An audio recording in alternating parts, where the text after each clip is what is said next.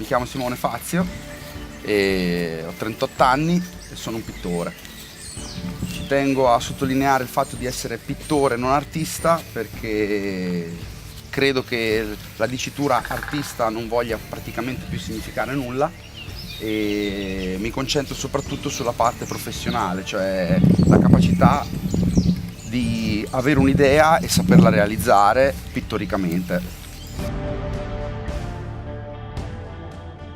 Da quando ho memoria dipingo, disegno, mi dedico proprio alla realizzazione delle idee che mi vengono in testa, e da una decina, quindicina d'anni faccio mostre e mi interfaccio con le realtà artistiche della mia nazione, soprattutto perché andare all'estero è molto difficile.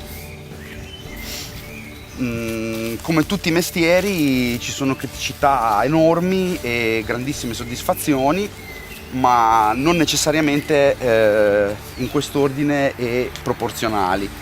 Della serie mi sto rendendo conto che nel tempo a enormi sacrifici corrispondono piccole soddisfazioni, veramente piccole soddisfazioni, piccoli momenti di felicità in momenti assoluti di caos e dannazione alle volte.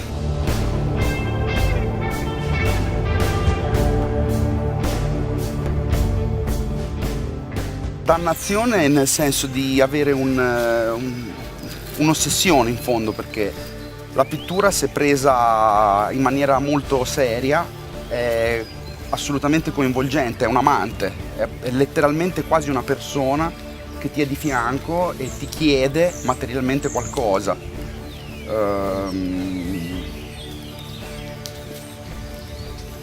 Per quanto riguarda il tempo, per quanto riguarda l'impegno e per quanto riguarda la disciplina che devi mettere per arrivare a un obiettivo. In fondo è quasi un'allegoria alla relazione umana, della serie: se vuoi arrivare a costruire qualcosa devi essere onesto con te stesso e interfacciarti in modo assolutamente chiaro e cristallino con chi ti è di fronte.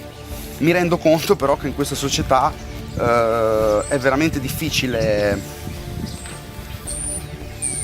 pensare di poter essere onesti o di aspettarsi onestà dagli altri, perché credo, questo è un mio pensiero personale, che questa sia veramente, non dico il peggiore dei mondi possibili, però il più ipocrita dei mondi possibili.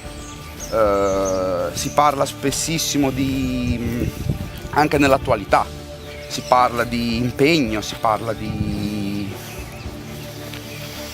prestarsi alle cause, eccetera, però in verità il motore che fa girare il mondo è l'ipocrisia. Dipingere per me è una pratica quotidiana, fatta di concentrazione, per arrivare a una perfezione mentale più che reale, perché non si arriverà mai a dipingere il quadro perfetto.